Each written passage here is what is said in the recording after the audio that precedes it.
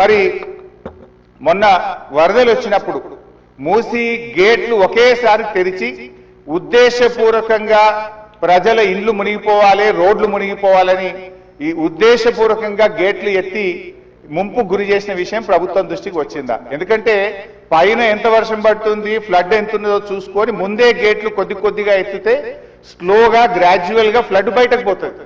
కానీ గేట్లు నింపి ఆపిపెట్టి ప్రాజెక్టు మొత్తం నిండిన తర్వాత ఒకేసారి గేట్లు తెరవడం ద్వారా ఓఆర్ఆర్ యొక్క మరి పక్కనుండేటువంటి రోడ్లు కానీ ఓఆర్ఆర్ యొక్క మన పక్కనుండే రోడ్లు ఇండ్లు ముంపు ఉద్దేశపూర్వకంగా కావాలనే ప్రభుత్వ పెద్దల యొక్క ఆదేశాలతో ఈ గేట్లు ఎత్తి ముంపు గురి చేసిన విషయం ప్రభుత్వం దృష్టికి వచ్చిందా?